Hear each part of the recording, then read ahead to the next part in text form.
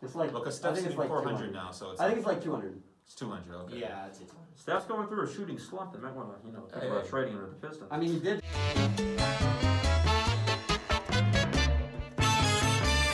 Start the clocks. It's crunch time. I am your host and San Francisco bound member, Adam Bakr. That is Zach Sardenik behind the camera once again. And we are joined by our Lord Commander, our Commander-in-Chief, Luke Sloan. I'm pleased to be joined. The last time I was on this program was pre-pandemic when Aiden Hunt was the host. So it's a pleasure to be back. And it was a debut episode. Yes, it was. I remember 2020. It was February of 2020. Set the tone of what was to come with this series. Oh God, you're praising me too much here. I'm I'm blushing underneath my mask. I already hinted at your Lord Commander status. You are, of course, our sporting director. Sports director at WDBM, yes. 3 years in the making? Yes, I've been sports director since December 2019. And men's basketball beat reporter? Yes, men's basketball. I've covered men's basketball on campus, baseball, men's soccer. I mean, pretty much every sport too. Hockey, women's basketball, softball. Wouldn't be Lord Commander if you want to do it all. I've ran the course here, from Old College Field to Spartan Stadium. Wow, and obviously, to put it poetically. Being the first ever member of the show, you know how things are going to go here. I know how things are going to go, but I don't know how things are going to go. So I have some questions. The sheet of paper is red today, so hey, you gotta switch it up. Red means like stop or evil or bad or something. I'm a little bit concerned here. Hey, you got nothing to worry about. All right. I mean, you're wearing the Pistons shirt, so you should be used to disappointment. Yeah. Hey, Cade Cunningham, Rookie of the Year. Hey, we'll get to that. It's a house of cards back there. It's all right. Now for a very important men's basketball question. Okay. How many Tom Izzos would it take to beat Juwan Howard in a fight? Oh man, see that's tough because Juwan's 6'9", 6'10", former NBA player, played in the league. Assistant coach for your Miami Heat. I mean, if you stacked two Tom Izzos on top of each other, those two Tom Izzos combined would be taller than Juwan Howard. Would it? Yeah, they would. I mean, Tom is probably. Yes, yeah. What is Tom? 5'8"? If that, not even 5'9". I don't even know that he's that tall. A 10-foot Tom Izzo. If you took two Tom Izzos and put them directly on top of each other, I think that could be challenging. Like a game of chicken? Just two? Yeah, just two. I mean, you see, it's tough these days because, Juwan is, he's been in the news lately. I don't need to elaborate too much on that. I'll say, can I get two Tom Izzos stacked on top of each other and then another one that comes up from behind and jumps on Juwan's back? And then they just converge, and the fight's over. So I'll say three. Hunt, the man above in that debut episode, he's alive. I was pointing to his name. He's not up there. Yeah, he's not up in heaven. So. Oh yeah, that's not on the shot. I just not realized that. Well, he's up there, folks. Hunt asked you about your favorite cereals. Yes. A little spin on it. If you're making a cereal, dedicated to yourself. What are you calling it? Oh, a cereal named about yourself. And what's it called? What is it? Man, if I have like a personal approach to every day of my life, I just try to do like the little things in every day to make it good. So if that means like working on a little bit of a homework assignment, that would be like good. Doing a little work, that'd be good. Like do incremental things to build up into one good day. So how do I make that a cereal name?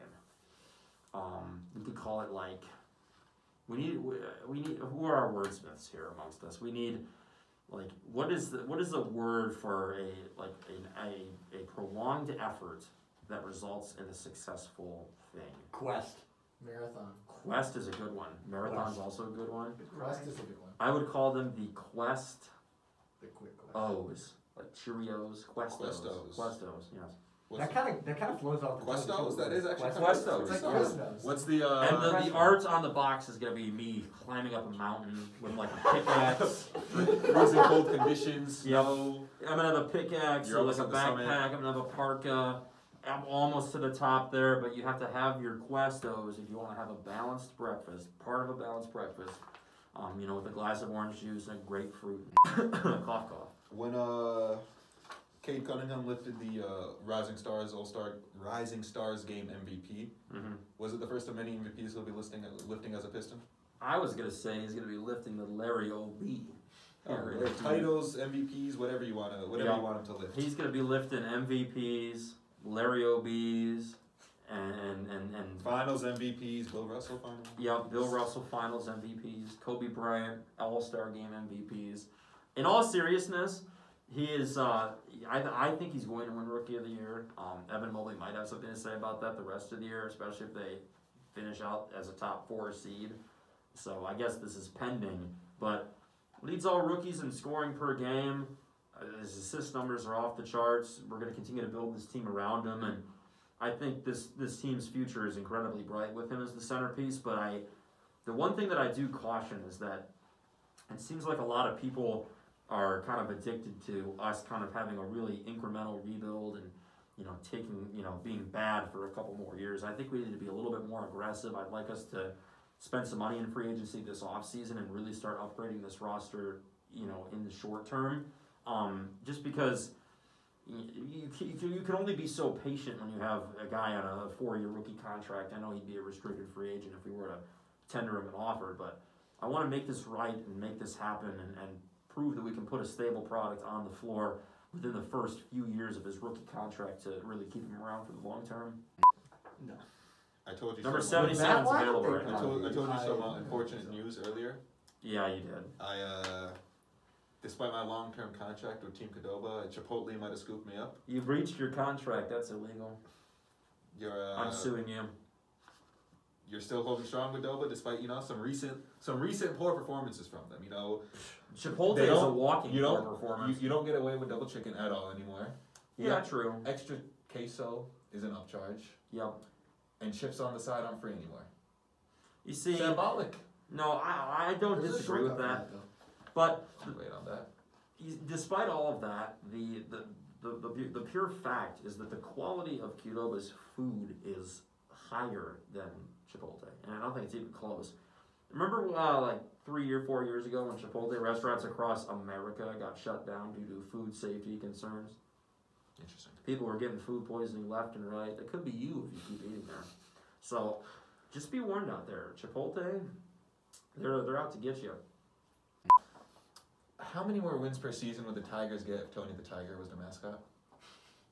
Come on. At least 15 more per season. That's incorrect. Paws is a great mascot. I rest my case. Oh, I agree. Tony the Tiger? Paws is millenniums better than Tony the Tiger. You might be right.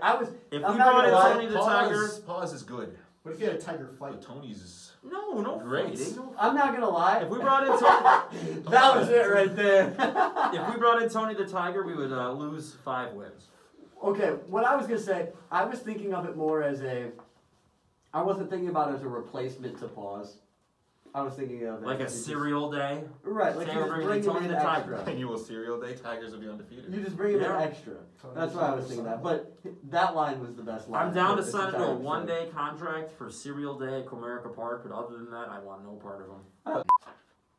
A brilliant episode. Gotta put it side by side with your debut episode. Award-winning series. Award-winning series. I was so young on my first episode. Oh, we'll put the side by side. See, just how you've grown. I know. That was only your first year. A young pup. Being Lord Commander. Oh, now you're passing the torch. Shout out Brendan Shabbat. Brendan is the world's greatest guy. He's fantastic. Impact is in safe hands. Absolutely. Now we need to see if this throw is in safe hands. The last time I did this on this award-winning series, I missed the camera, so... I don't think it was too bad, though. We only had, like, a few real, Yeah, there's only a few really bad misses. I'm going to crumple it a little bit more, because I learned from my lesson from last time. The phone is, the way it's leaned up against the handle, I want it to fall off. I'll live with the consequences of it being Zach's going to get ready to catch it.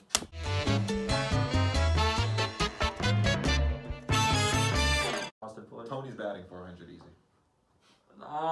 That's a freak of nature. I could see Tony as more of a 240 hitter who plays right field and hits 35 home runs. Justin Upton? 35. Yeah, basically Justin Upton. No.